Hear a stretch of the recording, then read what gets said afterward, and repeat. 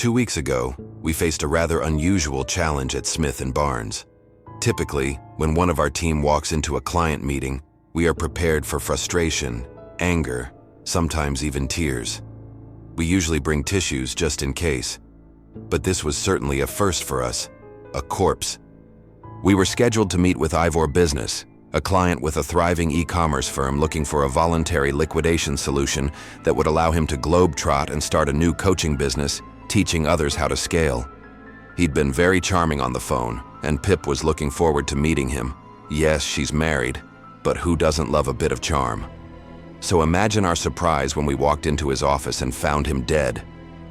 We'd already done some preliminary groundwork for the meeting, which put us in a unique position to help the police with their inquiries.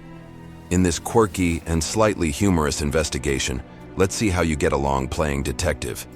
Can you figure out who killed Ivor Business? Upon discovering Ivor Business dead, the first thing Pip did was phone the police. Obviously, she is nothing if not responsible. But as we all know, the police force is fairly stretched right now, and murders, while disturbing, aren't as high priority as, say, an active assault in progress. So she was asked to secure the building while she waited for the police to arrive.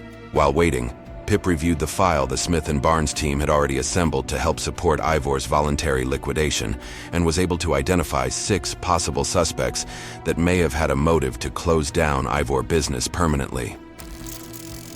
Derek Torr, silent partner. Derek had originally come into the firm as a silent partner, providing seed money to start. He received regular dividend payouts and may not have been happy with the voluntary wind-down. There were clauses in place that ensured the business would continue if something happened to Ivor, and he may have preferred to enact a murder to maintain his steady income, rather than getting a tax-inefficient lump sum payout when the business closed. Ava Draft, bank manager. Ava had worked with Ivor for many years, supporting his business growth. The most recent bank statements and correspondence indicated that Ivor was struggling to meet his loan payments and was constantly tripping over the business's overdraft limit. Pip knew Ava had been due to meet with Ivor earlier that day.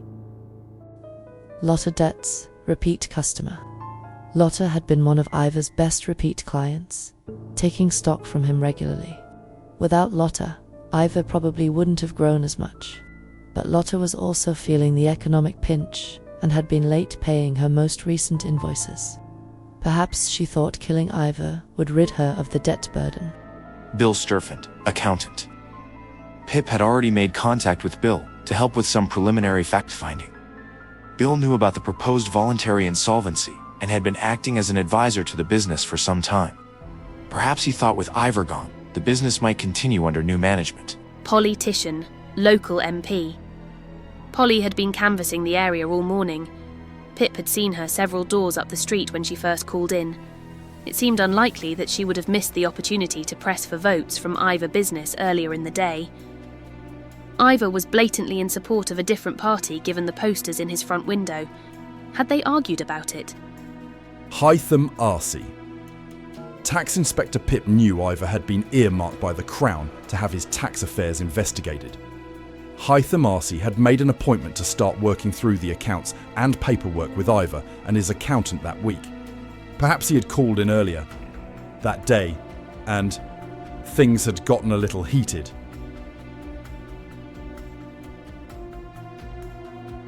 While Pip continued to wait for the police, she reviewed the scene of the crime. Ivor appeared to have been killed by his own accountancy spike. There were several receipts still attached to it, and beneath the blood splatter, Pip could just make out the name of Lotta Debts Business on the receipt nearest his chest. Pip had spent a long time on the phone with Bill Sturfant earlier in the week, discussing Ivor's accountancy systems. She knew Ivor still preferred paper invoices and receipts. It didn't make for an easy solution, and Bill had been struggling to get him onto accountancy software. It was one of the reasons Ivor was closing. He hated bookkeeping and felt having to do it digitally was a step too far. Ivor kept all his receipts on the bill spike, which meant the last person to pay him would have been the top receipt on the spike. Pip couldn't make out the amount paid, but she called the office and asked Katie if she could get an updated debtors list for Ivor's business from Bill. Perhaps Lotta had paid up? She asked Katie while she was on the phone if she had the contact information for Ivor's bank manager, Ava. Unlike Ivor, Smith and Barnes had a highly efficient IT system, and Katie had the information at the touch of a button. As soon as the police arrived, Pip drove over to Ivor's bank to have a word with Ava. Ava was horrified to find out that Ivor was dead and was only too happy to clear her name. She told Pip that she had indeed been at the property earlier that day, but when she had left Ivor, he was very much still alive and shouting. In fact, Ivor had thrown both her and Derek Tor out of the building. When Pip asked why, Ava said it was because Derek wanted to negotiate taking over the business. Although she and Derek had put a proposal to Ivor that was quite reasonable, her words, not Pip's, Ivor had seen red and thrown them both out of the store. Ava had returned to the bank. She wasn't sure where Derek had gone next, but she did remember seeing Politician a few doors down and said she could vouch for them both. Pip decided to head back to the street Ivor's store was on to see if she could catch up with Polly before she finished her leafletting. As Pip drove back into town, she spotted Polly heading into a coffee shop and decided to join her. With an election due, she thought Polly would be only too happy to try to clear her name. However, when she mentioned Ivor, Polly went white as a sheet and started behaving really shifty. Pip was used to dealing with business owners trying to hide just how bad things were, and all the signs were there. But there was something that didn't quite add up.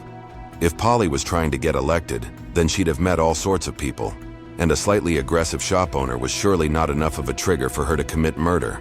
Pip sat her down with a coffee and cake and explained she was looking for someone who could provide a witness statement and clear the other visitors to the store.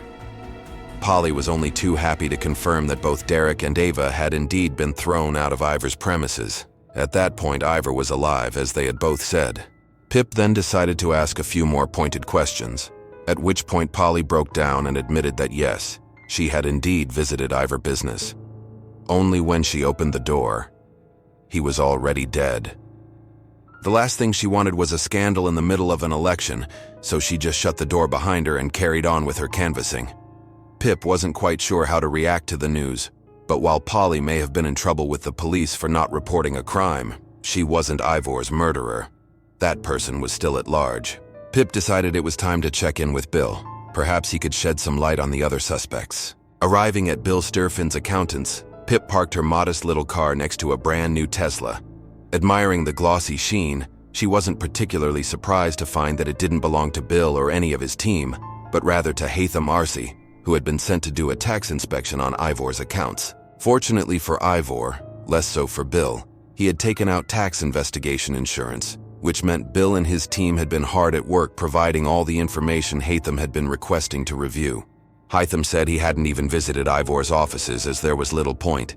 He routinely dropped off all the paperwork at Bill's office each week so he could make tax digital on the software Bill used. Haitham said it wasn't unusual for older businesses to find the tax requirements difficult, but that accountants were proving once again how valuable they were for their clients. If Haitham had been with Bill all morning, it meant neither could have visited Ivor's premises to commit murder. So who did that leave?